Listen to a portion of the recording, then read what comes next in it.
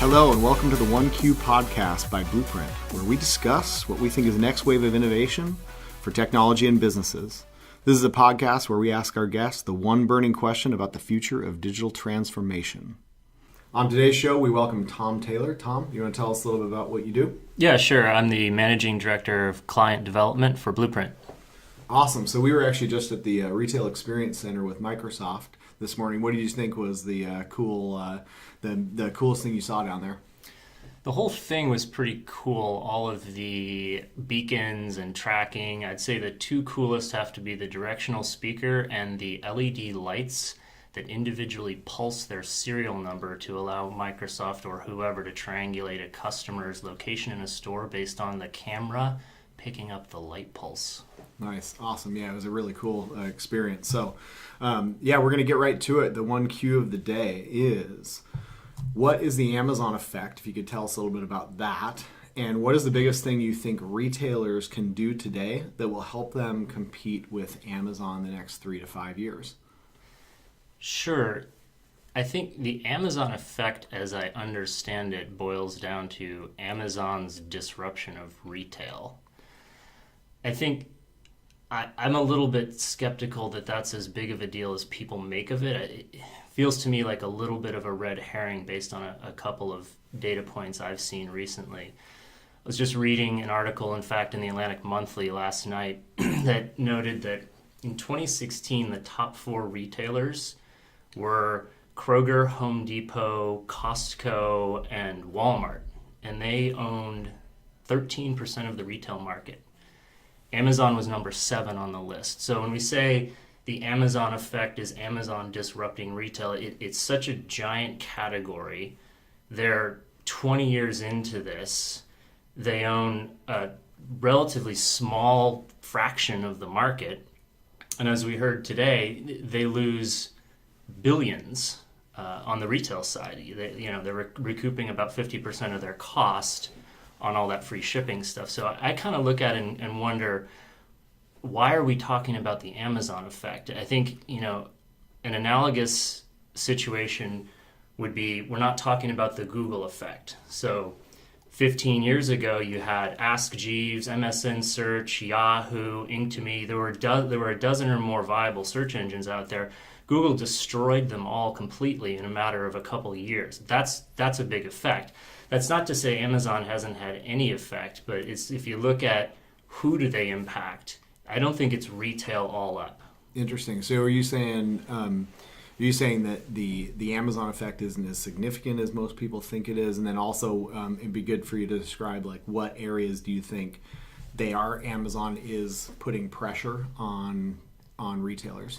Yeah, absolutely. So if you look at where Amazon started, Jeff's entire idea was, let's start out with something that's got a low emotional quotient from a purchase perspective, has a relatively low purchase price, is relatively easy to source, and has a decent purchase frequency. He went with books. You don't put a lot of emotional energy into purchasing a paperback the way you do a diamond ring or a couch or something like that. Easy to ship, all these kinds of things. And it's somewhat of a commodity. And what Amazon did early on is they attacked those markets. They went into electronics, things like that. Who got nailed on those things? Well, the booksellers felt a big impact. Recently, you saw Radio Shack fold. What did Radio Shack do? They sold commodity bits and pieces for electronic stuff. They sold some toys. They got into phones a bit. Toys R Us recently, again, another low emotional impact, low price point purchase.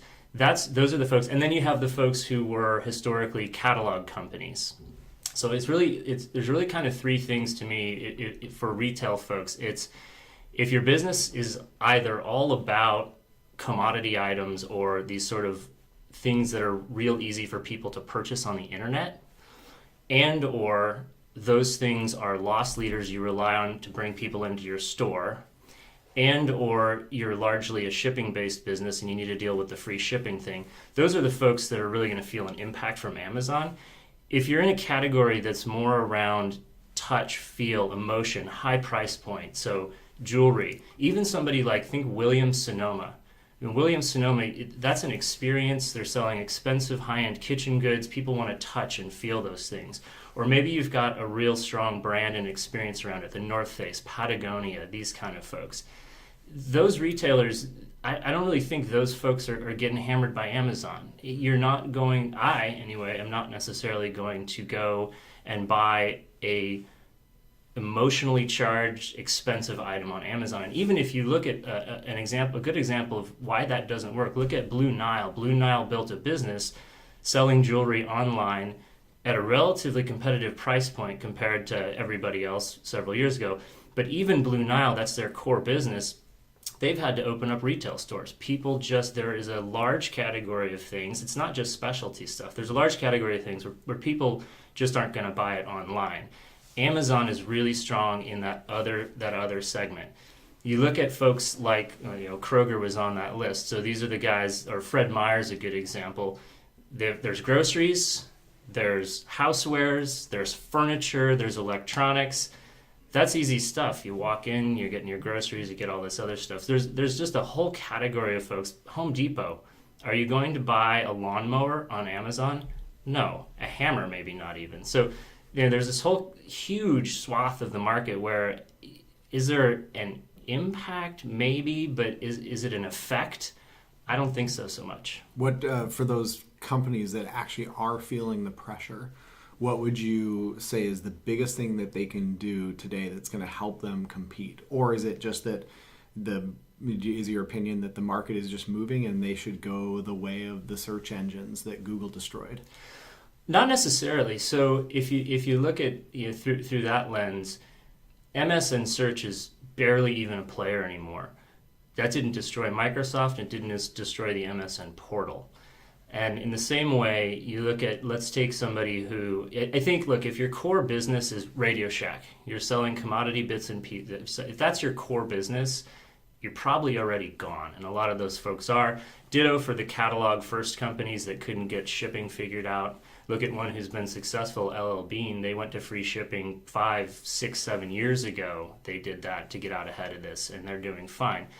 But if you're one of those tweeners where you go, okay, well, selling I get people in the store with diapers and toilet paper and whatever, commodity, the kind of stuff that Amazon's real strong, and that's how I get them in the store. I think you need to think about either other value props to get people in the store, and or you think about building an experience that is unique and that is only accessible via the retail outlet, if that's where you're putting all your chips on. Let me give you a practical example then. Say you're the CEO of a company like GameStop. They're not dead. They sell things that are relatively commoditized, video games and accessories that you can get on Amazon. What do they have to do? What should they be thinking about doing right now to be able to actually stay out in front? Yeah, that's a good one. I think that's where it comes down to a couple things with GameStop. I go in that store all the time when I walk past it. And that's a huge thing. I walk past it.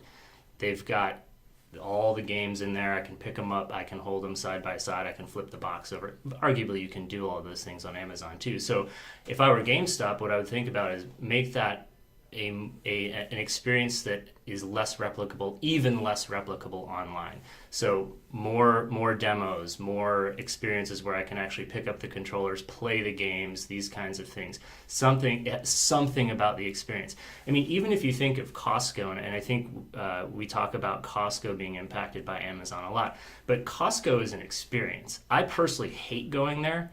But a lot of people love going there. You go into Costco and there's all kinds of stuff going on, and there's the TVs and there's the samples and there's the unexpected 4-gallon jug of Macallan or whatever it is.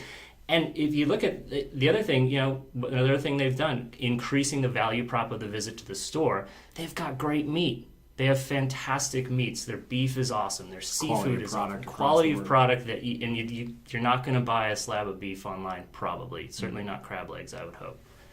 But so I think, it's really about get away from loss leaders as the way to get people in the store. When you do get people in the store, there's got to be a compelling experience, a reason why I'm in the store and I'm having an awesome time at it, and I'm happy to come back again and again. Awesome. So thanks again for coming on the podcast, Tom. We really appreciate you taking the time out of your day to join us today, again, on the 1Q podcast by Blueprint, where we discuss what we think is the next wave of innovation for technology and businesses. Thanks, Ryan. My pleasure.